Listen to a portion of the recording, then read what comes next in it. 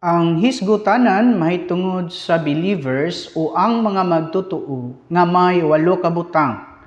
The believers in their status, the believers in their designations, the believers in their symbols, the believers in their life, the believers in their nature, the believers in their past, the believers in their present, and the believers in their future. Karon hisgutan nato ang unang butang nga mao ang believers in their status. Nga may duha ka mga statuses ang mga magtutuo before being saved ug after being saved.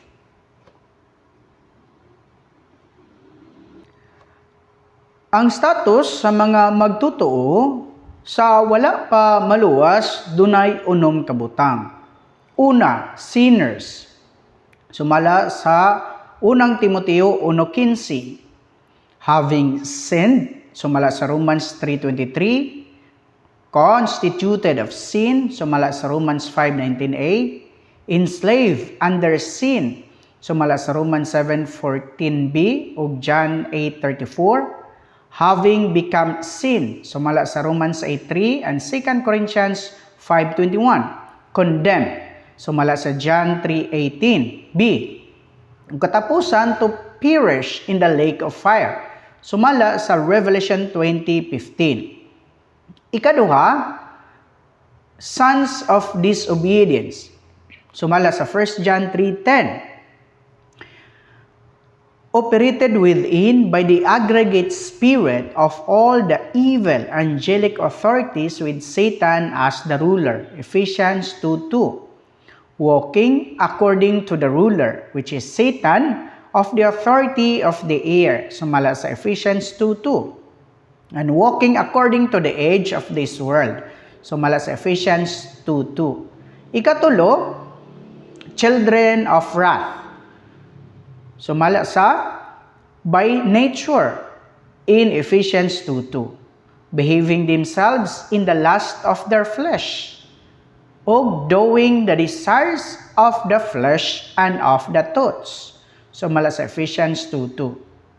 Ikaapat, children of the devil, sumala sa 1 John 3:10. Nganuman, serpents, brood of vipers, brought forth by the old serpent, the devil, sumala sa Revelation 12:9, Matthew 23:33, and Matthew 3:7. Doing the desire of their father, the devil, sumala sa John 8:44. Katapusan, to perish with the devil in the lake of fire, sumala sa Revelation 20:10 and 15. Ikalima, enemies of God, sumala sa Romans 5:10. In their mind, in Colossians 1:21, and by evil works, sumala sa Colossians 1:21. Ug ikanom, sons of Gehenna, sumala sa Matthew 23:15. Ug ang mga magtutuo sab dunay status after being saved. Humanta maluwas. So naay 14 ka mga butang ang gisgutan dinhi. Una, we are children of God. Sumala sa 1 John 3:1. Nganuman, we are born of God, not of blood, nor of the will of the flesh, nor of the will of man. Sumala sa John 1:12 and 13.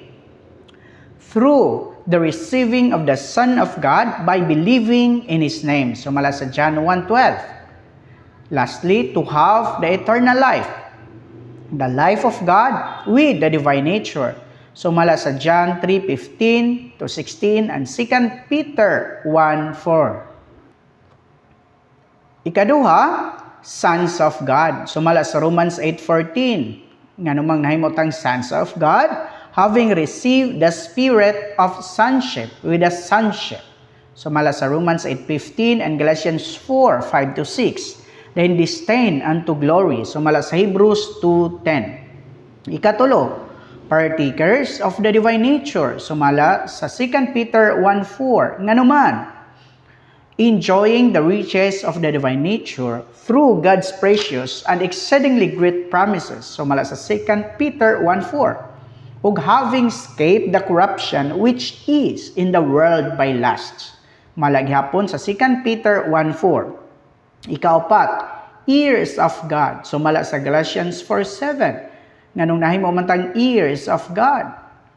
Gumikan sa joint ears of Christ in Hebrews 1:2.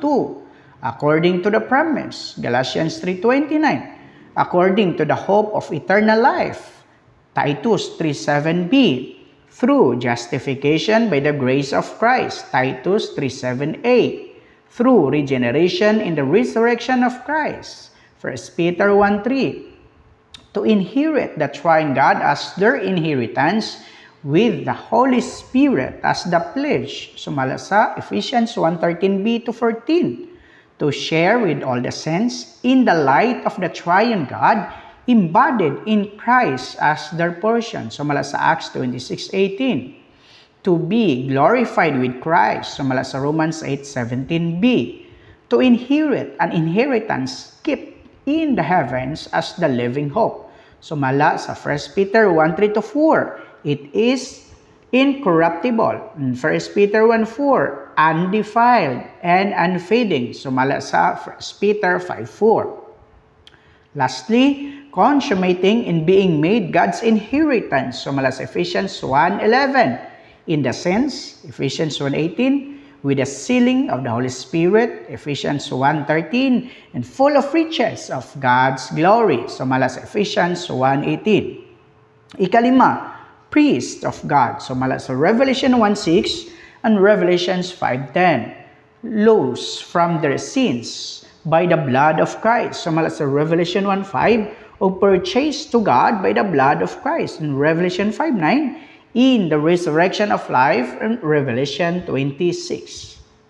Ikaunon, slaves of God. Sumala sa Romans 6:22. Freed from all bondage, freed from sin. Sumala sa Romans 6:17 and 20.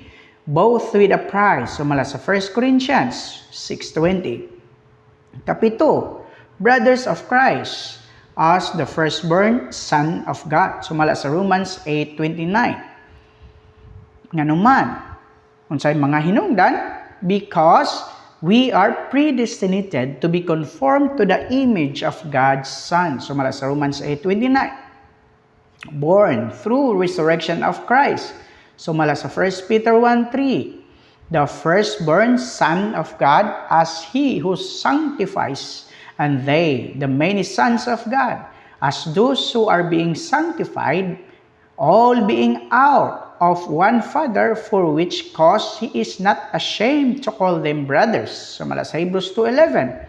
The firstborn son of God, declaring the Father's name to his brothers, considering them the church, and singing hymns of praise unto the Father in their midst. Sumala sa Hebrews 2:12. Ikawalo, members of Christ as the head of the body. Sumala sa 1 Corinthians 6:15. Produce out of him to be his parts. In Ephesians 5:30 to 32. Composed and tempered together by God to be his body. In 1 Corinthians 12:24 to 27 and Romans 12:5. Ikasiyam, partners of Christ as God's anointed. Sumala sa Hebrews 3:14. Unsay rason, in God's anointing with the oil of exultant joy. Sumala sa Hebrews 1:9, og by holding fast the beginning of the assurance firm to the end. Sumala sa Hebrews 3:14. Ikapulo, slaves of Christ. Sumala sa 1 Corinthians 7:22. Purchased with a price. Sumala sa 1 Corinthians 7:23, og doing the will of God from the soul. Ephesians 6:6. Ikaunsi, priest of Christ. In Revelation 1:6 and Revelation 5:10. Unsay rason, in the resurrection life. Sumala sa Revelation 26:a, og to match their cookingship with Christ. In Revelation 26:b. Ikadosi, cookings of Christ. In resurrection, in Revelation 26:c, in the consummation of their maturity in the divine life. In 2 Timothy 2:12a, reigning over the nations and shepherding them on earth. Mala sa Revelation 2:26-27. In the millennial kingdom in Revelation 24 and 6. Ikatrisi, partakers of the Holy Spirit in Hebrews 6:4. Having been enlightened in Hebrews 6:4, having tested of the heavenly gift, Hebrews 6:4, having tested the good word of God and the works of power of the coming age, in Hebrews 6:5. Lastly, heavenly citizens, sumala sa Philippians 3:20a. As partakers of the heavenly calling, in Hebrews 3:1a, born from above, John 3:3, seated in the heavenlies in Christ Jesus, Ephesians 2:6, setting their mind on the things which are above, not on the things which are on the earth, in Colossians 3:2. Busa, ang hisgutanan mahitungod sa mga magtotoo, umana nato mahisguti ang mahitungod sa in their status nga dunay unom before being saved ug dunay 14 after being saved. Daygo na nga atong Ginoo.